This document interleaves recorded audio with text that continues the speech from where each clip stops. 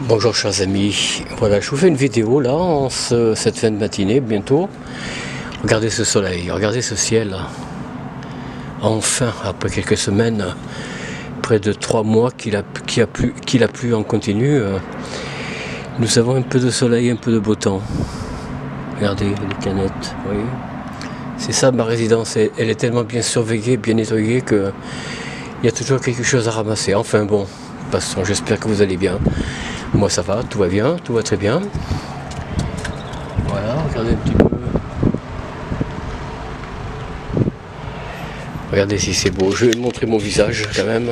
Voilà. Pour vous montrer mon sourire, la joie de vivre, la joie d'être là, d'être présent dans cette vie aujourd'hui. Hein. Hier c'était hier, demain ben voilà, hein, ce sera demain. Bien qu'il faut anticiper, prévoir pour le lendemain, bien sûr. Il faut faire toujours des projets d'avenir. Il ne faut pas rester que dans le présent.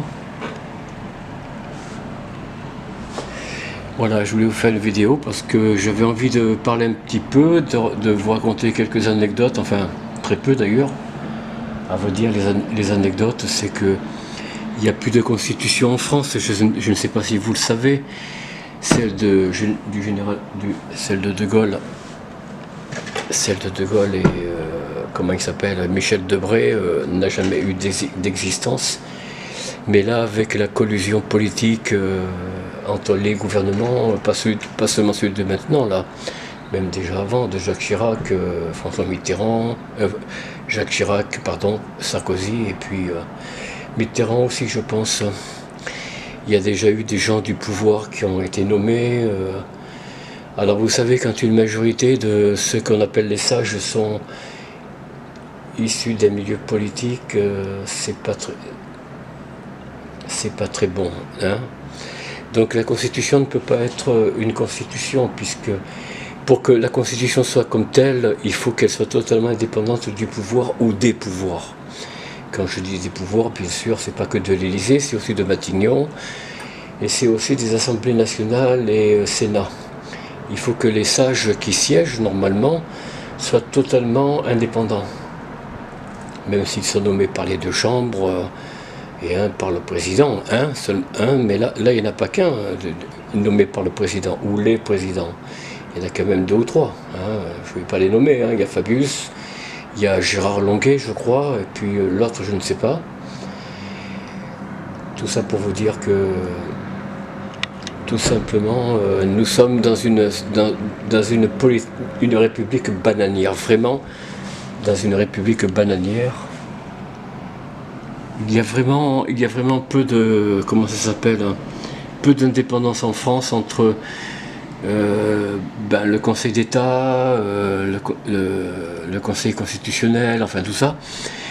Tous ces gens qui devraient être nommés indépendamment d'ailleurs, indépendamment de leur position politique, indépendamment du pouvoir, que ce soit Matignon, l'Élysée ou autre, hein, quel que soit le ministère, normalement les nominés, on va dire, les nommés, pardon, devraient être indépendants. C'était encore le cas au temps de De Gaulle, même si bon, on peut dire ce qu'on veut, mais la constitution du général de Gaulle n'est pas une constitution, puisque pour être une constitution, il faut qu'elle soit élue, faut qu'elle soit nommée par les deux chambres, Sénat, Assemblée nationale ou Chambre des députés à l'époque, hein, c'est comme ça qu'on l'appelait. Mais De Gaulle, pour anticiper son élection, enfin l'élection devant le suffrage universel, il a cru bon de faire une constitution 2 ou 3 mois avant, d'ailleurs. Donc elle a été ratifiée, nommée, signée par De Gaulle. Mais De Gaulle n'était pas encore président de la République. Il a fait ça justement pour pouvoir déclencher une élection.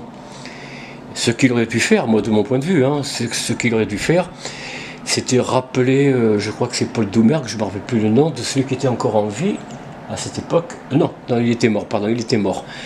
Mais enfin, ils auraient dû, rappeler l'ancien représentant de la France avant la Seconde Guerre mondiale, et là demander à faire une constitution. Et à ce moment-là, de déclencher une élection.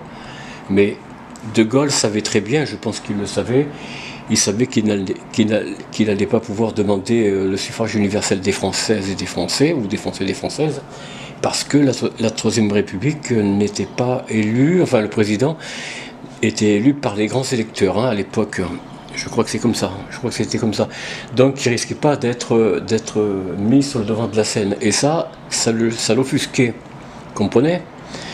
Alors voilà, c'est pour ça que De Gaulle il est passé président de la République, parce que justement, on peut dire qu'il a triché, quoi. Il a triché sur la Constitution, parce qu'il était que chef du Conseil de résistance, ou autre chose, enfin une autre nomination, mais enfin, qui faisait suite au Conseil de la résistance. Eh bien, un conseil qui n'était pas nommé ni élu par le peuple. Et le peuple, c'est lui qui est souverain. Je le rappelle. La souveraineté appartient au peuple, par le peuple et pour le peuple, uniquement. Si dès lors qu'on passe par-dessus le peuple sans tenir compte par le suffrage universel demandé aux Français en tant que président, et non pas chef de conseil, eh bien ça ne vaut rien. Ça ne vaut rien. La Constitution est morte. Et en plus, elle est morte avec, je vous dis, la collusion des pouvoirs. La confusion des pouvoirs entre le Conseil constitutionnel, et voilà. Et vous avez compris un petit peu l'affaire. Voilà, c'est la seule anecdote que j'avais à vous raconter. Parce que faire de l'information, ça servirait à quoi? Vous dire ce que déjà se dit un petit peu partout ailleurs.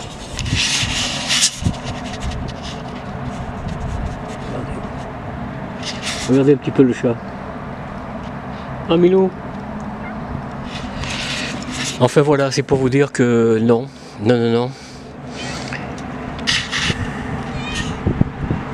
Écoutez, il vous parle, vous voyez, chers amis, le chat vous parle.